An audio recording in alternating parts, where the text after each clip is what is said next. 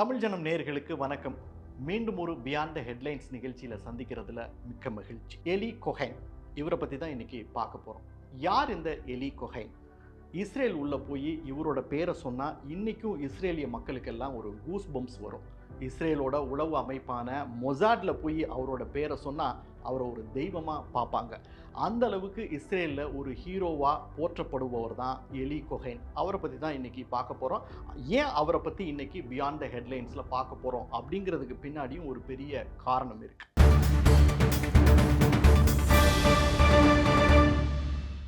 எகிப்தில் பிறந்து 1962 அர்ஜென்டினாவில் போய் செட்டில் ஆகி தன்னோடு சிறிய தொழில் அதிபராக காமிச்சிக்கிட்டு சிரியாவில் உளவு பார்த்தவர் தான் எலி கொஹைன். அவர் கொடுத்த உளவு தகவல்கள் இன்னைக்கும் இஸ்ரேலோடைய மொசாட் அமைப்பை மிகப்பெரிய வழிகாட்டுதலுக்கு செலுத்தி கொண்டிருக்கிறது. 1967 அரபு நாடுகள் இஸ்ரேல் மீது போர் தொடுத்தப்போ அந்த போர்ல இஸ்ரேல் வெற்றி பெறுவதற்கு எலி கொஹைனுடைய தகவல்கள் பெரிய அளவுக்கு உதவி இருக்குன்னா பாருங்களேன். கடைசி நிமிஷம் வரைக்கும் தன்னுடைய குடும்பத்தையும் தன்னுடைய உயிரையும் பற்றி கவலைப்படாம ஒவ்வொரு நிமிஷமும் ப்ரோஆக்டிவாகவும் ரொம்ப தைரியமாகவும் அவர் கொடுத்த தகவல்கள் இஸ்ரேலுடைய உளவுத்துறைக்கு மிகப்பெரிய பேருதவியாக இருக்கு. அதனால தான் இன்னைக்கும் இஸ்ரேல் மக்கள் எலி கொஹைனை ஒரு ஹீரோ மாதிரி கொண்டாடிட்டு இருக்காங்க. சரி, இப்போ என்ன அவருக்கு ஆச்சு அப்படின்னு பார்த்தீங்கன்னா, எலி கொஹைன் 1962 அவர் அர்ஜென்டினால இருந்து சிரிய இராணுவத்து கூட ரொம்ப நெருங்கிய தொடர்பை வச்சுக்கிட்டாரு. தன்னை ஒரு மிகப்பெரிய தொழிலதிபராக காமிச்சுக்கிட்டார்.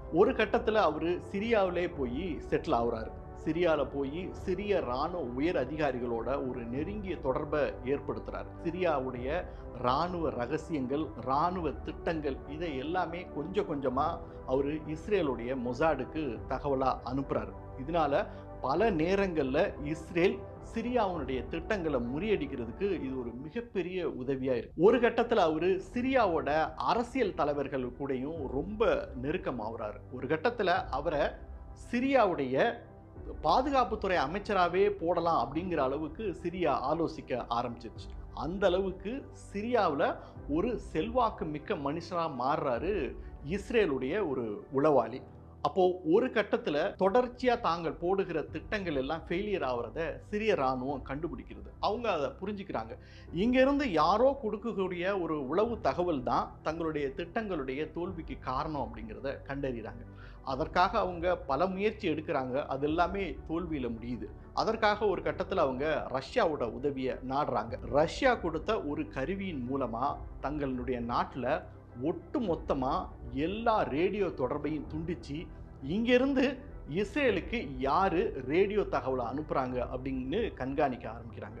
அப்போ தான் எலி கொஹைன் ரேடியோ தகவல் அனுப்புகிறத ட்ரையாங்குலேட் செயல்பாடுகள் மூலமாக கண்டறிஞ்சு அவரை சுற்றி வளைக்கிறாங்க. 1965 சிரிய இராணுவம் அவரை கையும் களவுமா பிடிச்சு சிரிய இராணுவ நீதிமன்றத்திற்கு முன்னாடி அவரை கொண்டு போய் நிறுத்துறாங்க. அவர் கையும் களவுமா பிடிக்கப்பட்டதால அவர் செஞ்ச குற்றம் உறுதிப்படுத்தப்பட்டு சிரிய இராணுவம் அவருக்கு தூக்கு தண்டனை கொடுக்குது. அவர் சாதாரணமாக ஒன்றும் தூக்கு தண்டனையில் ஈடுபடுத்தப்படலை. அவர்கிட்ட இருந்து பல ரகசியங்களை வாங்குறதுக்கு சிரிய இராணுவம் அவரை பல வகைகளில் கொடுமைப்படுத்தினாங்க. ஆனால் ஒரு கட்டத்தில் கூட எலி கொஹைன் தன்னுடைய நாட்டினுடைய ரகசியங்களை வெளிப்படுத்தவே இல்லை அப்படின்னு சொல்லப்படுகிறது. கடைசியா டமாஸ்கஸ்ல பொது வெளியில ஒரு மசூதி முன்பாக எலி கொஹைன் தூக்கில் இடப்படுறாரு. அவர் தூக்கில் இடப்படுவதற்கு கடைசி நிமிஷம் வரைக்கும் அதை தடுக்கிறதுக்காக இஸ்ரேல் அரசு எடுத்த எல்லா முயற்சிகளுமே கடைசியில் வீணில் தான் முடிஞ்சுது. தங்கள் நாடு ஒரு மிகப்பெரிய போரில் வெற்றி பெறுவதற்கு காரணமாக இருந்த கதாநாயகன் தூக்கிலிடப்பட்டு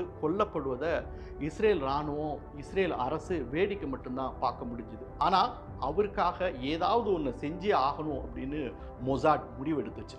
அதற்காக 1965 இப்போ வரைக்கும் அவருடைய ஆவணங்கள், சிரிய இராணுவத்துக்கிட்ட இருக்கக்கூடிய பல ஆவணங்களை மீட்பதற்காக பெரும் முயற்சியை எடுத்தது. அதை எப்படியாவது செஞ்சே ஆகணும், அதுதான் நாம் அவருக்கு செய்யக்கூடிய மரியாதை அப்படின்னு பல முயற்சிகளை எடுத்தாங்க. பல முயற்சிகள் தோல்வியில் தான் முடிவடைஞ்சது. இருந்தாலும் பல்வேறு நாட்டு இராணுவ உளவு அமைப்புகளோட தொடர்பு கொண்டு கடைசியாக இப்போ அவருடைய பல்வேறு ஆவணங்கள்னு சொன்னால் அதில் அவருடைய கடைசி உயில், அவர் தங்கியிருந்த அப்பார்ட்மெண்ட்டோட கீ, அவர் தூக்கிலிடப்படுவதற்கு முன்பு அவர் எழுதின கடிதம் அப்படின்னு சுமார் 2500 ஆவணங்களை ஒரு மிகப்பெரிய கவர்ட் ஆபரேஷன் மூலமா இஸ்ரேல் ராணுவம் மீட்டிருக்கு.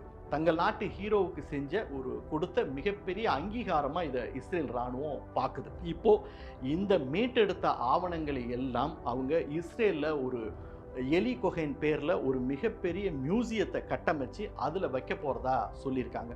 அது மட்டும் இல்ல, எலி கொகைனுடைய மனைவியை இப்போ போய் அந்த நாட்டுடைய இஸ்ரேல் பிரதமர் பெஞ்சமின் நெத்தன்யாகு சந்திச்சு எலி கொகைன் கடைசியா எழுதின உயிலை அவங்க கையில கொண்டு போய் கொடுத்துருக்காரு. எங்க நாட்டு ஹீரோவுக்காக எங்களால செய்ய முடிஞ்சது இது மட்டும்தான் அப்படின்னு இஸ்ரேல் ராணுவமும் தெரிவிச்சிருக்கு. மீண்டும் ஒரு பியாண்ட் த ஹெட்லைன்ஸ் நிகழ்ச்சியில் சந்திக்கலாம். வணக்கம்.